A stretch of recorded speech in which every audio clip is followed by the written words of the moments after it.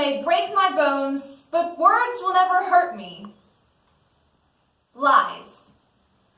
While other kids were daydreaming of dances, first kisses, and college, Jody Blanco was trying to figure out how to get from homeroom to study hall without being taunted or spit on. Please Stop Laughing at Me is a shocking story of senseless cruelty and bullying. This tale of mental and physical abuse is difficult to hear, but even more difficult when you learn that every word of it is true. Please Stop Laughing at Me by Jody Blanco.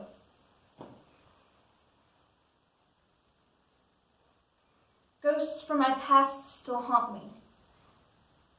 Voices in my head taunting me. Jenny to us! Jenny to us! Blanco, you suck! Too bad you weren't a miscarriage. We're all going to kill you. Voices like these never leave you alone. It all started one afternoon when I saw a group of my classmates picking on a group of deaf kids. They were mocking them and calling them horrible names just for being handicapped. Please stop. They can't hear you anyways. Everyone hates these retards.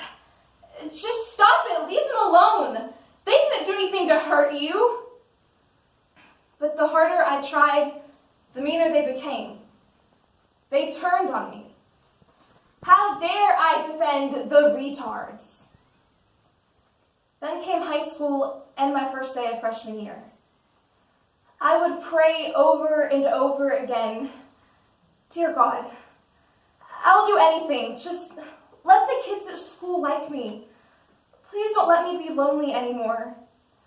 I don't want my parents arguing over whose fault it is that their 14-year-old daughter is a social failure. Amen. Junior high was rough, and for the first time in years, I'm not dreading school. As the bright orange bus pulls up to the corner, I grab my bag, kiss my mom, and I rush out the door. Every middle school bus has a social hierarchy, a caste system. And as I made my way down the aisle, it became apparent that if I was going to get a seat, I would have to either fight or beg for one. I asked Nadia, who was often kind to me if nobody else was around, if I could sit by her. Can't you see somebody's already sitting here? She glances over her shoulder to make sure her friend's here, that she would never associate with someone who's not part of her clique. No, that's your bag. Better my bag than you! With that, Nadia and her friends exploded in laughter. The only seat available was in the very front, across from the driver. As I settled into my seat, I began to feel a series of gentle tugs on the back of my hair. I knew that if I glanced around, it would only mean more laughter, so as subtly as I could, I reached for the back of my scalp. I nearly gagged as I discovered one spitball after another, thick and dripping in saliva.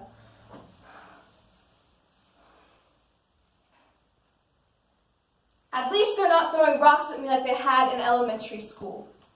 Jenny to us! Jenny to us! They would chant over and over again. Sometimes one of them would hold me down while 3 or 4 threw dirt and gravel on me. One morning on my way to the bus stop, I saw a group of them scouring a nearby construction site and stuffing something into their bags. As they approached, Reese pulled back his arm as if he was pitching and whipped a small chunk of cement on me. I winced as it smashed into my arm. Suddenly, tiny pieces of jagged mortar were being thrown at me from all sides. Hands over my face, I tried to run home, but the assault was too relentless. Please stop, just stop it, please, just stop it, stop, please.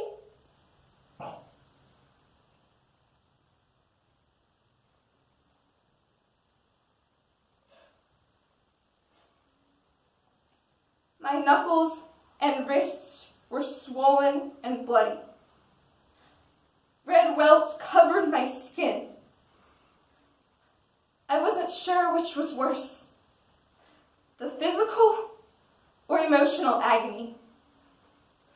No 8-year-old should ever have to feel those things. After the attack at the bus stop, I kept to myself more than ever at school. Kim and Emily both felt guilty for what had happened. After all, it was the boys who threw the rocks at you. We didn't do anything. But that's the point. They just stood there and watched. They never did anything to help me. In high school, I carried the stigma of being the class misfit. Blanco, you suck! Too bad you weren't a miscarriage. I know that cruelty is currency in high school. It can buy you power and popularity. My former classmates sensed my desperation and took advantage of me. As the weeks passed, they found every opportunity they could to pick a fight with me. I tried as hard as I could to make friends. There was even a boy I liked, Tyler. Tyler rides the same bus as I do, and he hasn't picked on me all year, so I decided to take a leap of faith and ask him to sign my yearbook. He smiles and says he'd be honored, and I'm thrilled. When he hands back the yearbook, there, in black marker, scribbled in all caps, are the words, "We all hate you."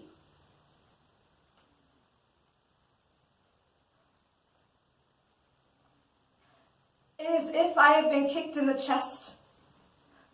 The self-esteem that I have been trying so hard to protect all year just turns to dust. I walked home. I went to my kitchen. And I pulled out the largest knife. I held it up to the window, watched the light bounce off the gleaming blade. My mom screamed, "Joey, what are you doing?" "I'm going to kill them like they are killing me." "Angel, please just give me the knife. This isn't going to solve anything." Fine. Have it your way. I tightened my grip around the knife, and I began to cut my face. "Mommy, make it stop! Make the voices stop! Please, Mommy! Just make it stop, please!"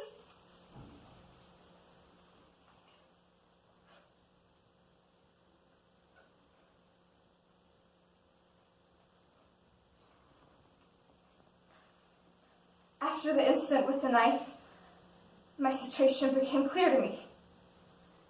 I had nowhere to turn.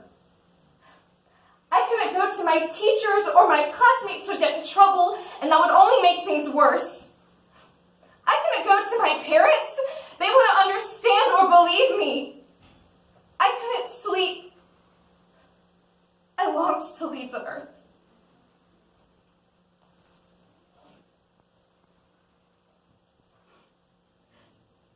Dear God, please forgive me for asking you this, but instead of letting someone who loves life get cancer, give me cancer instead. There are so many sick kids in this world with leukemia. Please just take it away from one of them and give it to me. I don't want to live anymore. Amen.